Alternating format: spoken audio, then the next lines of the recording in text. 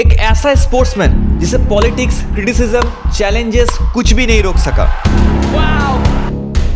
Talk about the passion. लेकिन ये सफर इतना आसान नहीं था। And again, and again. Oh, it's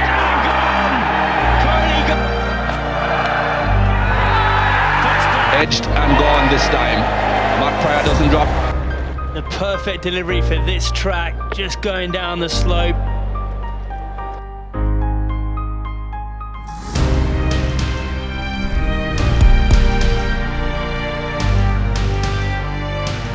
हार के बाद कप्तान विराट कोहली प्रेस कॉन्फ्रेंस में भड़के एक ऐसे सवाल पर जो दक्षिण अफ्रीका के रिपोर्टर ने पूछा। दक्षिण अफ्रीका के रिपोर्टर ने विराट कोहली के रास्ते में आया हर चुनौती को विराट ने सिर्फ अपने मुंह से नहीं, अपने बल्ले से भी जवाब दिया।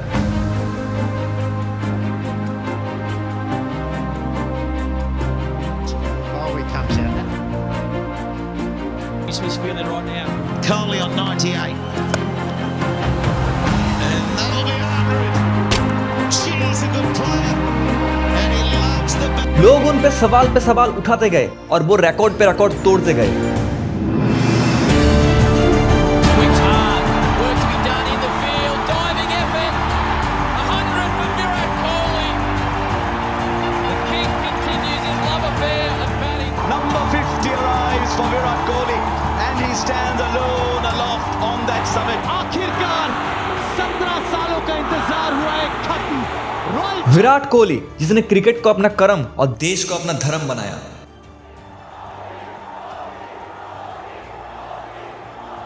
Virat Kohli, captain, right-hand middle-order batsman, right-arm quick bowler.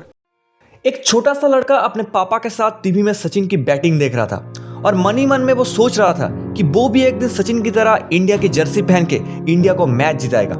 महज 3 साल की उम्र से ही क्रिकेट के लिए उसके दिल में एक अलग जुनून सवार था। जिस जुनून को देखते हुए उनके पिता प्रेमनाथ कोहली ने वो इस दिल्ली क्रिकेट एकेडमी में राजकुमार शर्मा के अंडर एडमिट करवा दिया। इस लड़के के अंदर जुनून तो था पहले से ही, लेकिन राजकुमार शर्मा जैसे कोच के अंडर ट्रेनिंग की वजह से उसके बैट से मानो आग उगलने लगा। 13 साल की उम्र में उनके बैट से डोमेस्टिक क्रिकेट में पहला हाफ सेंचुरी निकलता है, लेकिन कुछ कारणों से अंडर 14 दिल्ली टीम में उनका सिलेक्शन नहीं होता है। लेकिन उनकी मेहनत रुकती नहीं है और उनका मेहनत उस दिन रंग लाती है जब उनको अंडर 15 टीम में मौका भी मिलता है और कप्तानी भी सौंपी जाती है। और यही वो सीजन था जहाँ डोमेस्टिक क्रिकेट में वो अपना पहला शतक जड़ते हैं। लेकिन ये तो कुछ भी नहीं था। अगले साल के अंडर 17 सीजन में 4 मैचेस में वो 470 रन बनाते हैं, जिसमें 250 नॉट आउट का एक बेहतरीन नॉक शामिल था। अगले साल तो 2 डबल 100 के साथ वो अपनी टीम को टूर्नामेंट भी जिता देते हैं। इतना कंसिस्टेंट और डिस्ट्रक्टिव बल्लेबाजी के बदौलत अब उनका परफॉर्मेंस सिलेक्टर के नजरों में भी आने लगा, जिसके बदौलत 2006 में लिस्ट ए और सीनियर स्पोर्ट्स टीम में उनको मौका भी मिल जाता है। लेकिन बाजी तो तब पलटी जब अंडर 19 इंडियन टीम में इंग्लैंड और पाकिस्तान टूर के लिए वो सिलेक्ट हो गए और इन सभी मैचेस में उनकी धमाकेदार बल्लेबाजी के बदौलत इंडिया मैच भी जीत जाता है। अब उनकी कैरियर की ग्राफ तेजी से ऊपर की तरफ जा रही थी, लेकिन इस साल उनके लाइफ में सबसे बड़ा टर्निंग पॉइंट आने वाला था।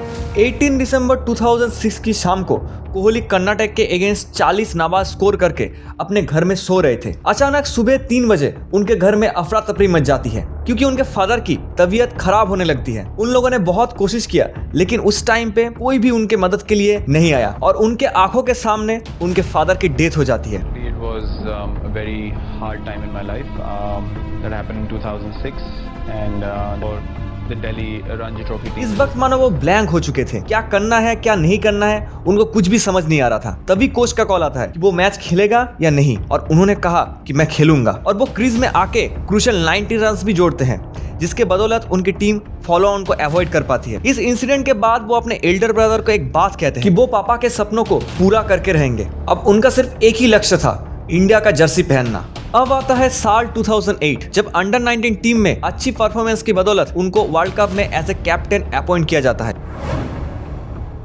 Virat Kohli, captain, right-hand middle-order batsman, right-arm quick bowler, and my favorite cricketer is Herschel Gibbs. Kohli इस जिम्मेदारी को बखूबी से निभाते हैं और उनकी बैटिंग, बॉलिंग और कप्तानी तीनों की वजह से इंडिया अंडर 19 वर्ल्ड कप जीत जाता है। इसके बाद से कोहली का नाम लाइमलाइट में आने लगा और उनके चर्चे हर जगह होने लगे। इसके बाद वो अपने पापा के सपनों को पूरा करते हैं और साल 2008 में श्रीलंका के अगेंस्ट इंडिया की तरफ से वो डेब्यू करते हैं। डेब्यू में उनका परफॉर्मेंस उतना खास नहीं रहा, लेकिन सीरीज की 4th मैच में वो हाफ सेंचुरी बना ही लेते हैं। इसके बाद ऑस्ट्रेलिया के अगेंस्ट इंडिया ए के लिए वो सेंचुरी भी जड़ते हैं, लेकिन ये सभी परफॉर्मेंस काफी नहीं थे इंडिया टीम में उनकी जगह मजबूत करने के लिए। फिर आगे जाके जब 2009 में इमर्जिंग प्लेयर टूर्नामेंट में जब वो हाईएस्ट रन स्कोर करते हैं और फाइनल में सेंचुरी के साथ इंडिया को जितवा देते हैं, तब सिलेक्टर्स के पास उनको बाहर रखने के लिए कोई वजह ही नहीं बचती है। इसके बाद उनकी एंट्री धमाकेदार होती है। वो श्रीलंका के अगेंस्ट अपना पहला शतक जड़ते हैं और जिम्बाब्वे के ट्राई सीरीज में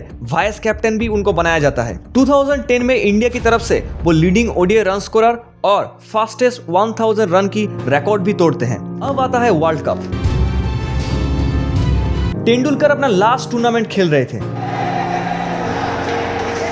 पूरा देश का हाई एक्सपेक्टेशन था इंडिया की टीम के ऊपर। सचिन, सहवाग, धोनी, युवराज, जाहिर जैसे दिग्गज के बीच एक यंग सुपरस्टार विराट कोहली बांग्लादेश के अगेंस्ट पहला ग्रुप स्टेज मैच में ही वो सेंचुरी जड़ देते हैं और पूरी दुनिया को वो दिखा देते हैं कि वो किसी से कम नहीं है। फाइनल मैच में वो जल्दी आउट तो हो जाते हैं, लेकिन उनकी और गंभीर की पार्टनरशिप उस टाइम बहुत क्रूशियल थी इंडिया की वर्ल्ड कप जीतने में। वर्ल्ड कप जीतने के बाद सचिन को अपने कंधे पे उठा के उन्होंने एक प्रॉमिस किया था। वनडे टीम में उनका जगह पुख्ता हो चुका था, अब बारी थी रेड बॉल क्रिकेट में। लेकिन शुरुआती दिनों में उनकी परफॉर्मेंस इतनी अच्छी भी नहीं रही, इसीलिए उनको टेस्ट टीम से ड्रॉप किया गया। फिर 2012 में जाके वो एडिलेड में ऑस्ट्रेलिया के अगेंस्ट मेडन टेस्ट सेंचुरी जड़ते हैं। इस सीरीज के दौरान ऑस्ट्रेलिया मीडिया में उनका बहुत चर्चा हुआ, लेकिन उन्होंने अपने लिमिट को और पुश किया और ओडीआई में पाकिस्तान के अगेंस्ट कैरियर बेस्ट 183 रन की नाबाद पारी जोड़ दी। इसके बाद 2013 में इंडिया चैंपियंस ट्रॉफी भी जीतता है। फिर कोहली के कप्तानी से वेस्ट इंडीज में ट्राई सीरीज भी जीतता है और इंडिया ऑस्ट्रेलिया होम सीरीज भी जीतता है, जहाँ पे उनका फास्टेस्ट ओडीआई सेंचुरी भी आता है एज ए इंडियन, जो अभी तक अनब्रेकेबल है। लेकिन साल 2014 में Edged and gone this time. उनके करियर का अब तक का सबसे बड़ा डाउनफॉल आता है। 2014 इंग्लैंड सीरीज में उनका एवरेज था 13.4। टोटल 5 मैचेस में उन्होंने सिर्फ 134 रन बनाया था। सब उनसे उम्मीद हार चुके थे, सिर्फ उन्हें छोड़ के। 2014 में वो T20 वर्ल्ड कप में मैन ऑफ द टूर्नामेंट होते हैं। 2015 में वो फिर से ऑस्ट्रेलिया जाते हैं और पूरे सीरीज में 692 रन्स की इमारत खड़ी कर देते हैं, जो कि ऑस्ट्रेलिया में किसी भी इंडियन बैट्समैन के लिए हाई स्कोर था। इस सीरीज में इंडिया ने अपने कैप्टन कुल MS धोनी को एज ए टेस्ट कैप्टन के साथ साथ इस सीरीज को भी खोया। 2015 में ऑस्ट्रेलिया न्यूजीलैंड वर्ल्ड कप में इंडिया सिर्फ सेमीफाइनल तक ही पहुंच पाती है, जहां कोहली भी पाकिस्तान के अगेंस्ट सिर्फ एक सेंचुरी बना पाते हैं। लेकिन उनका करियर का बेस्ट फॉर्म आया 2016 से 18 के बीच में, जहां उन्होंने consecutive man of the tournament in T20 world cup, champions trophy runners up, fastest 8000, 9000, 10000, 11000 run की रिकॉर्ड तोड़ देते हैं। रिकॉर्ड्स की मानो बारिश हो रही थी। 2018 में ऑल फॉर्मेट में ICC रैंकिंग्स में नंबर 1 पे थे। अब वो कोहली से किंग कोहली बन चुके थे। कहानी सिर्फ बैटिंग में नहीं थी, वो ऑस्ट्रेलिया के सरजमीन पर पहली बार बॉर्डर गवस्कर ट्रॉफी जितवा देते हैं और ICC टेस्ट मैच को 5 साल तक लगातार इंडिया के मुट्ठी पे रखते हैं। लेकिन 2019 में एज ए कैप्टन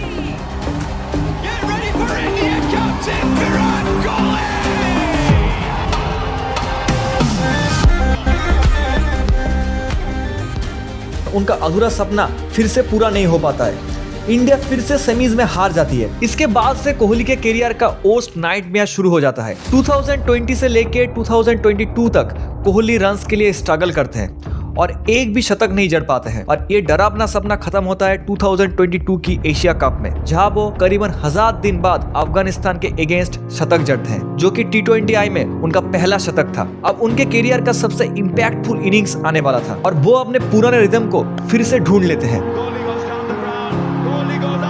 और पूरे T20 वर्ल्ड कप में हाईएस्ट रन स्कोरर भी रहते हैं। लेकिन इंडिया फिर से सेमीज में हार जाती है। अब बारी आती है 2023 वर्ल्ड कप की, जब इंडिया को फिर से अपने होम सॉइल में वर्ल्ड कप में खेलने का मौका मिला और कोहली शतक पे शतक जड़े जाते हैं और 765 रन करके टूर्नामेंट में हाईएस्ट रन स्कोरर भी रहते हैं, जो कि एक एडिशन में अभी तक का वर्ल्ड कप में हाईएस्ट स्कोर है। और तेंदुलकर के लंबे समय तक के 50 सेंचुरी के रिकॉर्ड भी तोड़ देते हैं, जहाँ पे वो अपने देश से किया हुआ वादा भी निभाते हैं।